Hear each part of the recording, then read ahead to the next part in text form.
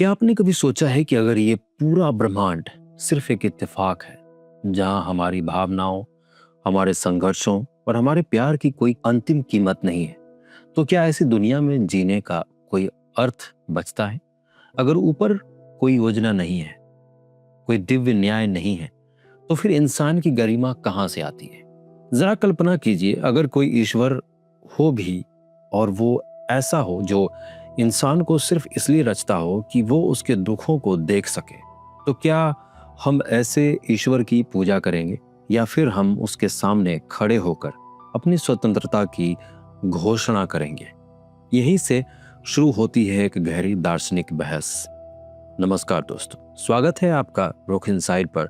आज हम 20वीं सदी के महान दार्शनिक बर्ट्रैंड रसल के प्रसिद्ध निबंध ए फ्री मैन्स वर्शिप को समझेंगे।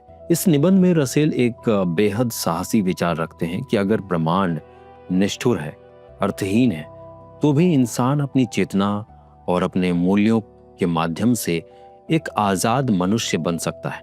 आज की वीडियो में हम समझेंगे रसेल ब्रह्मांड को किस रूप में देखते हैं, वो पारंपरिक ईश्वर की धारणा को क्यों चुनौती देते हैं, और सबसे महत्वपूर्ण, अर्थहीनता के बीच भी इंसान अपनी गरिमा कैसे बनाए रख सकता है। तो आइए शुरू करते हैं। कल्पना कीजिए, डॉक्टर फॉस्टस अपने कमरे में बैठे हैं और उनके सामने खड़ा है मेफिस्टोफेलिस। वो उन्हें दुनिया के बनने की एक ऐसी कहानी सुनाता है जो रूह को कपा दे। वो बताता है कि कैसे भगवान फरिश्तों की हर वक्त की तारीफ से बोर हो गए थे और उन्होंने एक ऐसा नाटक शुरू करने का फैसला किया जहां ऐसे जीव हों जिन्हें वे दुख दें, फिर भी वे उनकी ही पूजा करें। करोड़ों सालों तक स्पेस में सिर्फ धूल और गैस के बादल बिना किसी मकसद के घूमते रहे। फिर धीरे धीरे ग्रह बने। उस समय जमीन पर समुद्र उबल रहे थे और पहाड़ों से आग निकल रही थी। इसी उथल पुथल के बीच समंदर की गहराइयों में जीवन की एक छोटी सी शुरुआत हुई, जो वक्त के साथ बड़े जंगलों और डरावने समुद्री जानवरों में बदल गई। और फिर इंसान का जन्म हुआ। इंसान के पास सोचने की ताकत थी, सही और गलत की समझ थी। उसने देखा कि ये दुनिया बहुत डरावनी है, जहां हर कोई मौत से पहले बस थोड़ा जीने के लिए संघर्ष कर रहा है। शुरू में उसने डर के मारे उन ताकतों की पूजा की जो उसे नुकसान पहुंचा सकती थी। इसे आप गुलामों वाला धर्म कह सकते हैं, जहां सिर्फ ताकत की पूजा होती थी, चाहे वो कितना भी दर्द क्यों ना दे। लोगों ने अपने देवताओं को खुश करने के लिए अपनों की बलि तक दे दी। लेकिन विज्ञान हमें एक अलग ही तस्वीर दिखाता है। सच तो ये है कि इंसान की उम्मीदें, उसका प्यार और उसका यकीन, ये सब बस एक एटम्स के अचानक आपस में जुड़ने का नतीजा है। कोई भी बहादुरी या गहरी सोच इंसान को मौत के बाद बचाकर नहीं रख सकती। एक दिन हमारा सोलर सिस्टम खत्म हो जाएगा और इंसान की सारी कामयाबी इस टूटी फूटी दुनिया के मलबे के नीचे दब जाएगी।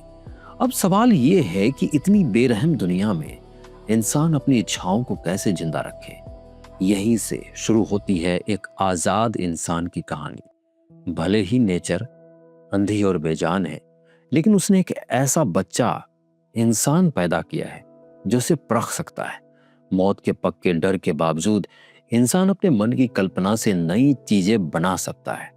हमें चुनाव करना होगा, क्या हम उस अंधी ताकत की पूजा करें जो जुल्म करती है, या उस भगवान की जिसे हमने अपने मन की अच्छी आवाज, प्यार और खूबसूरती से बनाया है।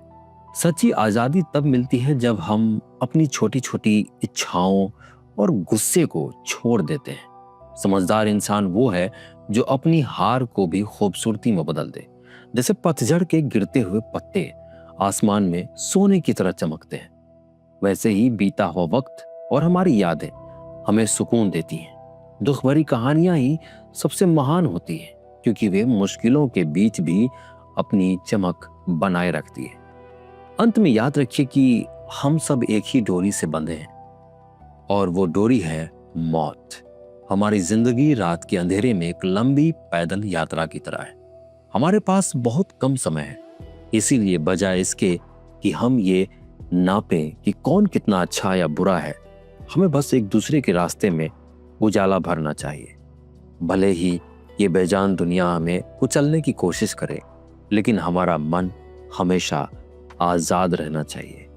अपनी अच्छाई से बनाए हुए मंदिर की पूजा करना और हार ना मानना ही इंसान की असली जीत है।